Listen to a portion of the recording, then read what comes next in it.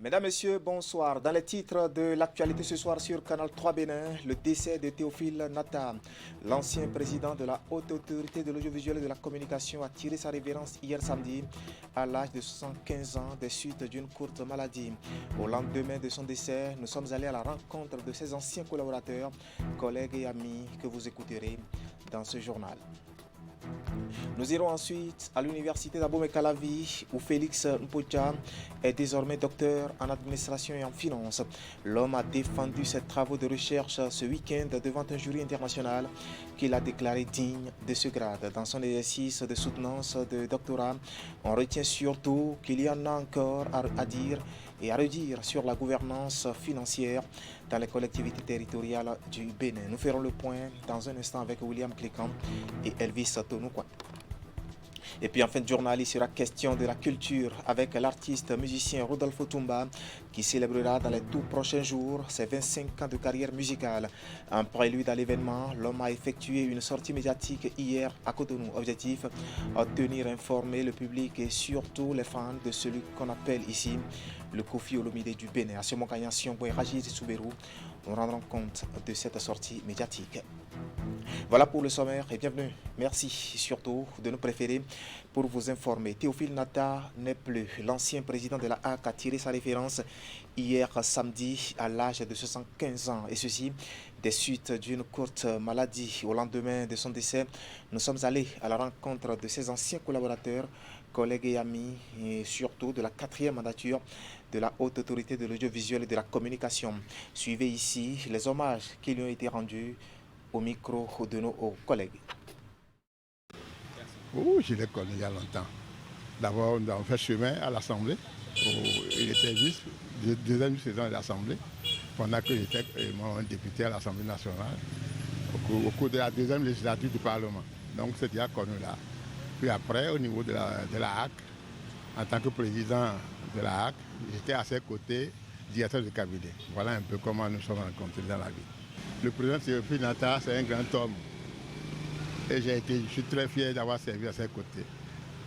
À ses côtés, j'ai appris. Nata, c'est un homme du devoir. Un homme du devoir. Et qui aime le travail bien fait. Il a le sens du partage. L'esprit d'équipe. La cohésion. Nata, ce n'est pas quelqu'un qui court derrière le matériel. Il a un idéal de vie. Et il travaille toujours en équipe. On travaille avec Nata dans la concertation. C'est cela qui marque, c'est le modèle de travail de Théophile Nata, pour qui vraiment, je suis vraiment affecté pour son décès. C'est vrai que j'ai eu le bonheur d'avoir été le vice-président de Théophile Nata et c'est à cette occasion, je ne le connaissais pas avant, que je l'ai connu, mais j'ai comme l'impression que je l'ai toujours connu. C'est pour ça que, pour le caractériser, je dirais juste que c'était juste un grand et un bon monsieur qui avait la rigueur envers lui-même. Et je crois que c'est le plus important. La rigueur envers soi-même est la chose que nous avons apprise de lui. Et avec ça, ce n'est pas pour se glorifier, mais en toute humilité, les gens disent que notre HAC aura été des meilleurs. C'est à cause de ce monsieur. La rigueur qu'il avait envers lui-même et qui faisait que nous-mêmes, nous étions obligés d'avoir une certaine rigueur également. Et l'institution a pu faire des choses qu'aucune HAC ne peut faire aujourd'hui pratiquement. J'ai aussi le bonheur d'être un voisin de quartier. Et c'était un monsieur qui ne peut passer 3 mois sans vous appeler, prendre de vos nouvelles posément. Donc, je suis son voisin de quartier, de bons conseils. Monsieur qui sait aussi vivre quand il le faut, de vous inviter dans un bon restaurant à l'occasion de votre anniversaire. Et disons, je l'ai connu profondément quand il était président de la HAC. Mais il a la méthode de travail. Il a la méthode de travail, la rigueur, l'amour du travail bien fait. Ce que moi je retiens de lui particulièrement, c'est une phrase que j'ai gardée jusqu'au moment où je vous parle là. Il a l'habitude de dire quelque chose et rien ne vaut le contact. Ça veut dire quoi? Qu'on ne peut pas gérer tous les dossiers par téléphone. Dès qu'il y a un problème, il vous appelle au téléphone et j'ai passé me voir au bureau. Je viens le voir et tête à tête, on échange. Et c'est après cela que j'ai gardé cette phrase-là. Rien ne vaut le contact. Vous savez, nous avons l'habitude de parler des hommes en bien lorsqu'ils ne sont plus de ce monde. Mais ce n'est pas le cas pour Théophile Nata. Nous le disons même de son vivant. Mais c'est un baobab. C'est d'abord un chef, c'est un dirigeant, c'est un manager, c'est un père de famille. J'ose le dire. Parce que, vous savez, à la HAC, nous avons fait 5 ans. Nous n'avons jamais voté une loi ou bien une décision, sur vote. C'est toujours par consensus. Et le consensus se fait toujours autour du président. C'est l'homme qui partage. C'est l'homme qui est humble. C'est l'homme qui aime le travail bien fait. Bref, c'est tout un monument.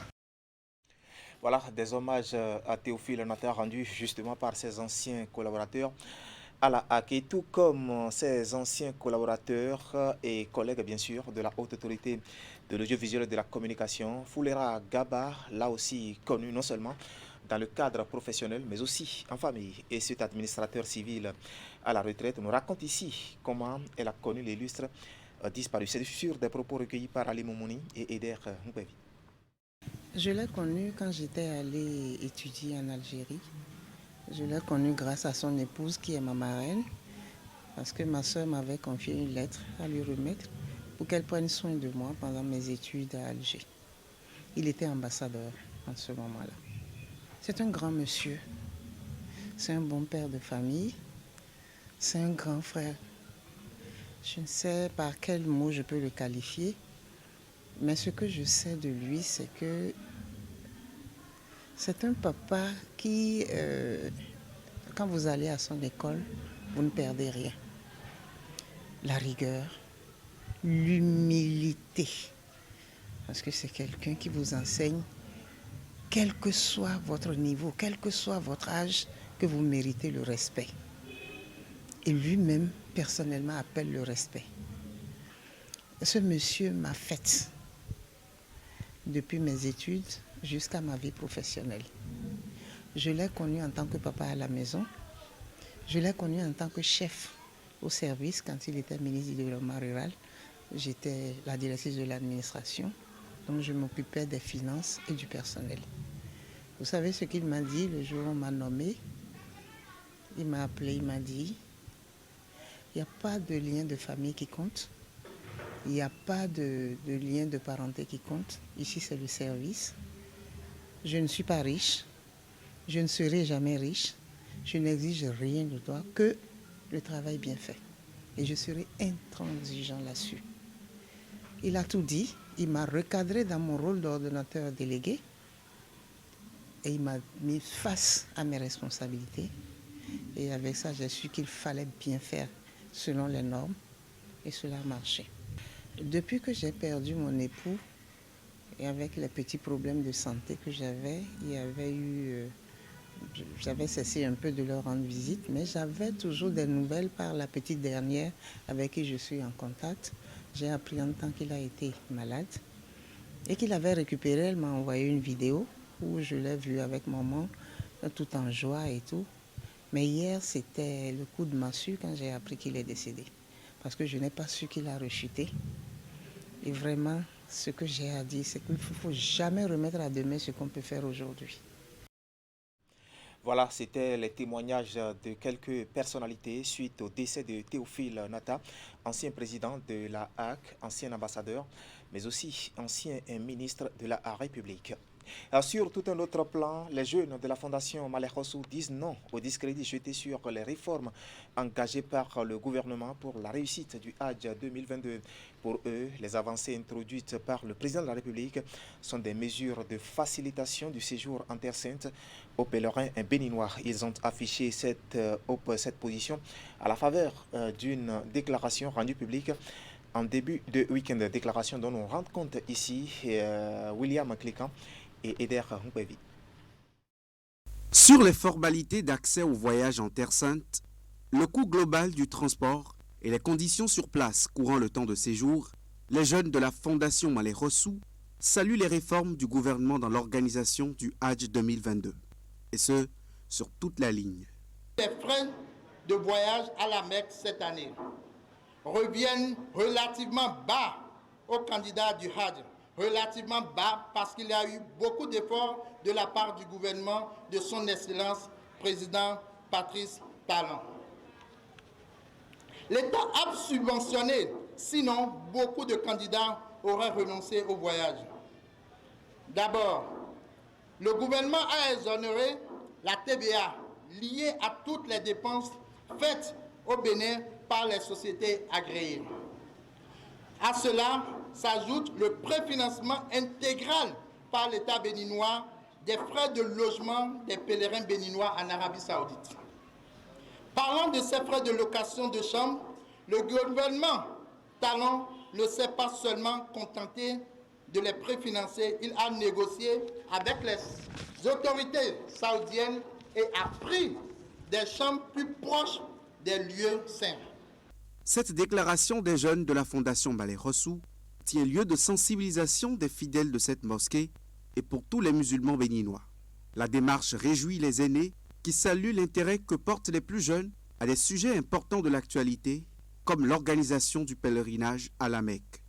La Fondation Balé Rossou, composée des imams alpha et de non-musulmans, ont l'habitude de faire les points de presse sur les réalisations que le gouvernement a faites. Mais cette fois-ci, les jeunes ont décidé de nous faire quelque chose. C'est une grosse surprise et que je les remercie. J'avais l'habitude d'être logé à 12 km, 10 km de la Mecque. Cette fois-ci, le chef de l'État a dit non. Au plus 1 kilomètre de la Mecque, du lieu sacré. À Médine, pareil. Nous n'avons jamais vu ça. La communauté musulmane du Bénin est exhortée par les jeunes de la Fondation à une cohésion et au respect de ces directives édictées par le gouvernement pour une réussite totale du Hajj de cette année. De l'institutionnel maintenant avec les chantiers du projet d'aménagement et de bitumage de la corniche est de Cotonou qui ont reçu en début de week-end la visite du ministre des Infrastructures et des Transports. Hervé Khéroumé est allé constater l'évolution des travaux et surtout la qualité des ouvrages. Ali Moumouni et Moufid Sabouran ont suivi la délégation. Voici leur compte rendu. La descente du ministre des Infrastructures et des Transports sur le chantier des travaux d'aménagement et de bitumage de la corniche est de Cotonou n'est pas qu'une simple formalité. Avec une délégation composée de cadres de son département, il a parcouru tous les 2 km 300 de long de cette route. Il s'agit d'une visite pour s'imprégner de l'évolution des travaux et surtout la qualité des ouvrages. C'est une corniche qui comprend 4 sections. La première part j'allais dire, ce que nous allons aménager comme carrefour au niveau de Saint-Charbel. Et les autres suivent. L'aménagement, vous le voyez bien, nous avons la chaussée, nous avons une piste cyclable, nous avons des zones de plaisance et des aménagements, disons, paysagers qui permettent d'agrémenter cette corniche. Je vous ai souvent dit que désormais, nous associons l'aspect paysager à nos projets, ce qui fait de nos routes des routes agréables et confortables. À l'heure actuelle, l'évolution des travaux d'aménagement et de bitumage de la corniche est de Cotonou est estimée à 55%. Mais selon le ministre Hervé Khéroumé, le chantier et les différents travaux connexes seront complètement achevés d'ici le 3e trimestre de 2023. La corniche en elle-même, je crois qu'avec le premier trimestre de l'année prochaine, on verrait clair sur la corniche, mais il y a les autres aménagements et certains travaux confortatifs et complémentaires qui vont s'ajouter pour faire de cet ouvrage un bel ouvrage digne de la rupture. Le ministre des Infrastructures et des Transports et sa délégation se sont également rendus à l'échangeur de Godomé. Ici, il est venu avec des techniciens pour constater l'état du contournement qui dessert les motocyclistes. Nous avons prévu reconstruire en 2x2 voies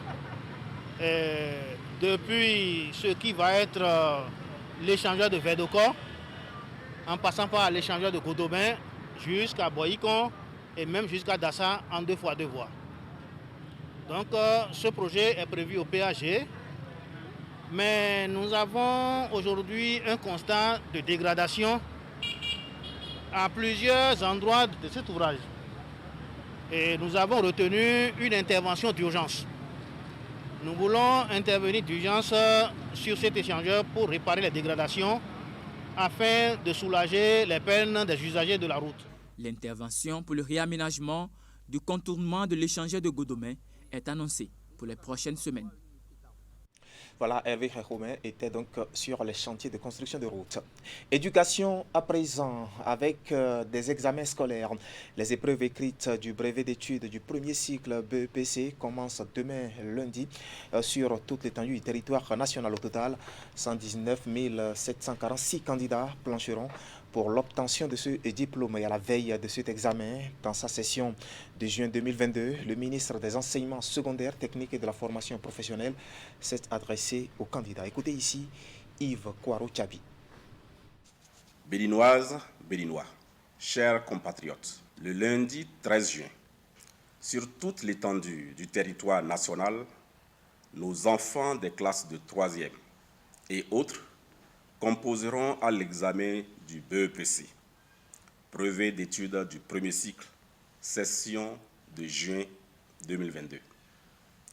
Sur le plan national, ils sont cette année au nombre de 119 746 inscrits, dont 57 708 candidats de sexe féminin, soit un pourcentage de 48,20%, et 62 038 candidats de sexe masculin, soit un pourcentage de 51,80%, contre un total de 145 959 l'année dernière, d'où une baisse de 26 213 candidats, qui traduit un taux de régression de 17,96%.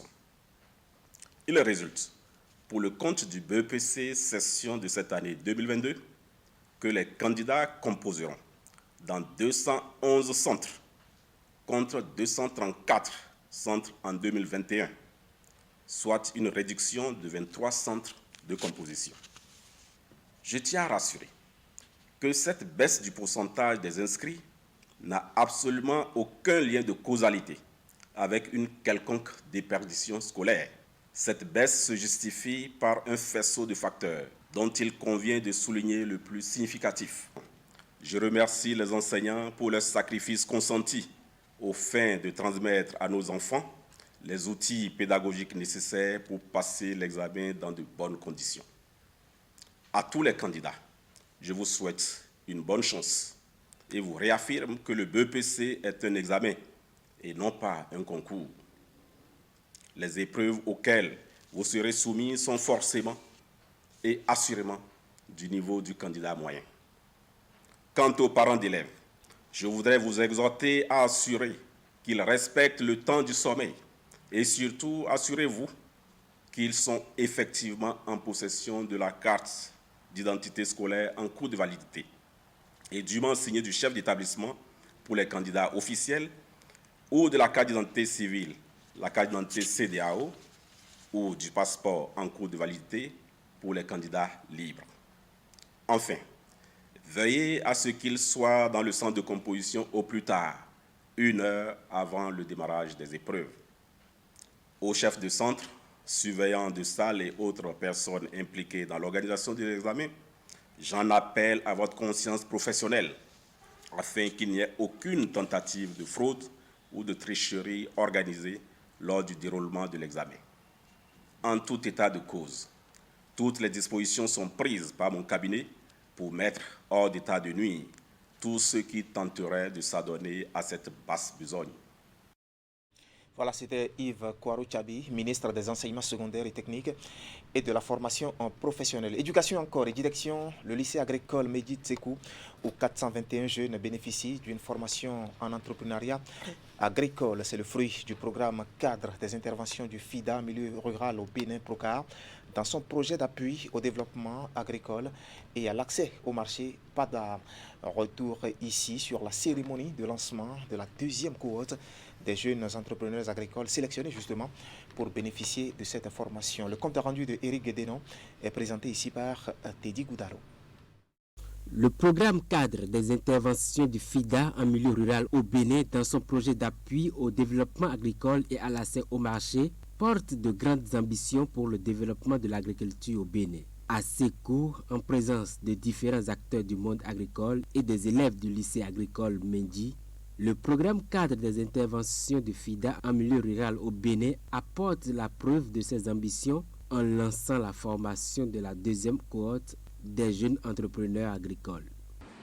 Le PADAM a comme cible à atteindre, entre autres, les jeunes diplômés et ou jeunes instruits sans emploi désirant s'insérer dans les filières riz, maïs, manioc, comme primo-entrepreneurs d'une part, et les jeunes entrepreneurs déjà actifs dans les filières et dans ces filières ou désirer d'exploiter des opportunités d'affaires qui s'y présentent.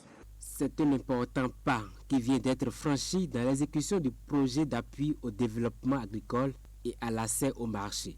Pour une agriculture moderne répondant aux besoins du monde actuel, la formation des jeunes entrepreneurs agricoles est capitale. Dans le cadre de sa mise en œuvre, le PADAM ambitionne d'accompagner 1100 jeunes de 15 à 35 ans à développer des initiatives entrepreneuriales autour des 3 filières cibles, le riz, le maïs et le manioc, pour contribuer à freiner la migration dans les villes et les fixer dans leur territoire à travers des activités économiques et auto-emploi décents. Le directeur de cabinet du ministre de l'Agriculture, de l'Élevage et de la Pêche ne cache pas sa joie et rassure les jeunes bénéficiaires de ce qu'ils ont fait le bon choix en décidant d'être des entrepreneurs agricoles. À travers cette option de lycée moderne, le gouvernement veut former des exploitants agricoles de type nouveau et doter notre pays d'ouvriers et de techniciens qualifiés et compétents. Sachez donc que le coût de cette formation n'est pas du tout négligeable et je voudrais que vous mettiez du sérieux dans le travail pour tirer le maximum de profit. Peut-être que certains d'entre vous sont déjà dedans, mais nous souhaitons que tout le monde y soit. Parce qu'il y a de l'argent à gagner. Les jeunes sélectionnés dans le cadre de ce projet et les responsables du lycée agricole Mendy de Sékou savent à quoi s'en tenir et mesurent tout l'intérêt placé en eux pour l'avenir de l'agriculture béninoise. Cette formation est donc vraiment une aubaine pour nous, car grâce à vous, nous sommes ici hébergés, restaurés, formés et enfin, nous espérons que nous serons accompagnés et soutenus selon le plan d'affaires de chacun de nous. Donc vous n'avez pas fait un mauvais choix et on vous remercie. On remercie tous ceux qui ont fait le travail d'un nombre pour choisir le lycée agricole de Sékou. Ambiance de joie, démonstration des techniques de culture, les jeunes entrepreneurs agricoles sélectionnés espèrent être vite opérationnels. Voilà pour refermer cette page consacrée à l'éducation. Parlons soutenance de thèse. Elle a eu lieu à l'université d'Abomey-Calavi ce week-end et l'impétrant Félix Mpocha. Il a fait des recherches dans le domaine de l'administration et des finances. Un travail défendu devant un jury international qu'il a déclaré digne de docteur. Il ressort surtout de son mémoire qu'il y en a encore à dire et à redire sur la gouvernance financière dans les collectivités territoriales du Bénin. On va faire le point avec William Cliquant et Elvis Tonoukwa. Cette touche dont il est paré parachève 7 bonnes années de recherche. Désormais docteur en droit de l'université d'Abomey-Calavi, Félix Mpocha y est parvenu grâce à ses réflexions méthodiques sur la gouvernance financière dans les collectivités territoriales locales au Bénin. À l'arrivée, le tableau peint n'est pas reluisant.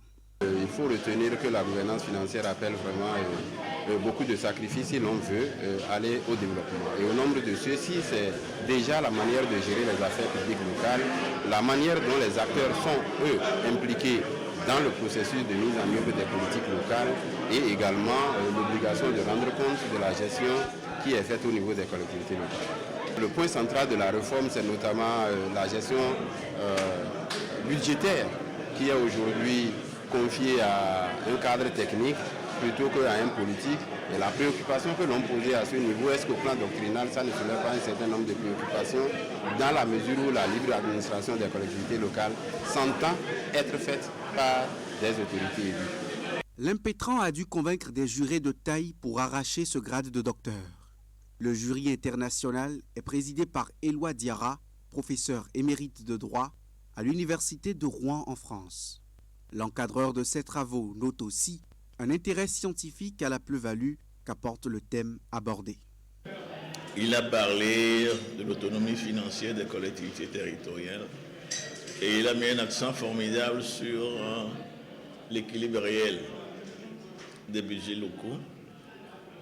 L'équilibre réel est une prescription légale pour les budgets des collectivités locales. Mais cet équilibre réel n'arrive pas à être respecté au sens strict du terme, sinon de manière très très fictive. Et il convient de donner un sens concret et effectif à la notion d'équilibre réel. Et ce que M. Mpocha a eu à aborder, à discuter. Félix Mpocha est administrateur des collectivités décentralisées de profession et ancien secrétaire général de la mairie de Glazoué. Ce grade ne lui fait donc que gravir de nouveaux échelons significatifs dans sa carrière. Voilà, félicitations donc à l'impétrant. Mais avant de mettre un terme à cette session d'information, parlons culture et nous vous emmenons aux nouvelles de l'artiste musicien béninois Rodolfo Otumba. L'homme célébrera dans les tout prochains jours ses 25 ans de carrière musicale. En prélude à l'événement, il a effectué une sortie médiatique dans la matinée d'hier samedi à Cotonou. Objectif, de venir informer le public. Compte rendu à Siomo Kayan Siomo et Rachidi Soubéron. Le musicien béninois Rodolfo Otumba en face de la presse le samedi 11 juin. L'artiste de renommée internationale donne un spectacle pour renouer le contact avec son public et ses fans. L'événement va se dérouler le 25 juillet au théâtre de verdure du Hall des Arts à Cotonou. Chaque 21 juin, je fête mon anniversaire. Cette fois-ci, il s'est fait que le 21 juin tombe sur un mardi. Donc c'est la raison pour laquelle j'ai poussé l'événement sur le 25, le samedi 25. C'est juste un événement de reconnaissance. C'est un concert au peuple béninois. Certains artistes ont accepté de m'accompagner. Il y a Vifens qui a accepté d'être là. Il y a Belmont Z qui a accepté de m'accompagner. Il y a également Jacques Coro qui a accepté de m'accompagner. Il y a aussi H2Pic, notre soeur qui fait du gogorou de l'autre côté du mono. Rodolfo Otumba, qui vit aux États-Unis, est le plus spécialiste des artistes béninois de la rumba, un rythme congolais. Pour l'occasion, le musicien promet un spectacle live pour encourager les Béninois à finir avec les playbacks. Il faut qu'on cesse de faire tout le temps le playback. Et également, je me suis dit qu'il faut que je crée un centre, une maison de répète pour les artistes. Ici, c'est la maison des artistes. Les artistes peuvent venir faire 4 heures sur 24 pour leur répète. Vous voyez, dans le pays, le chef de l'État, le gouvernement, lui seul ne peut pas tout faire. Et j'ai dit, pourquoi pas ne pas accompagner la vision de cet homme avec tout son gouvernement. L'autre surprise de la soirée, c'est que l'artiste va distinguer des personnalités et des artistes. Ceux-là même qui ont marqué et marquent encore la culture béninoise. J'ai décidé de distinguer certaines personnes qui font beaucoup pour la culture, qui ont déjà l'ancienneté dans le domaine de presse, les anciens animateurs en live, les anciens journalistes et quelques responsables. À l'état civil, Rodolphe Adanridjan L'artiste est originaire d'Abomey, au centre du pays, et s'initie à l'interprétation de diverses chansons lors des semaines culturelles et activités coopératives au collège de Bégamin. Il devient l'un des meilleurs disques jockeys à Cotonou, puis exerce à Radio Star pour quelques années. En 2001, il signe son premier album Ma fille, en hommage à sa défunte épouse et en guise de consolation de son enfant Gloria, qui n'aura pas connu sa maman décédée au cours de son accouchement. 2003 et 2005, il sort respectivement les albums Destin et L'eau, et depuis 2021 à l'Odogba en promotion. Voilà, on va prendre donc le rendez-vous du 25 juin prochain pour les 25 ans de carrière de cet artiste. Ainsi se résume l'actualité ce soir sur Canal 3 Bénin. Derrière moi, toute une équipe composée de journalistes et de techniciens vous remercie de nous avoir suivis. Mais ne zappez surtout pas, juste après le générique de fin de ce journal, je vous retrouve pour la revue de presse hebdomadaire. À très vite donc.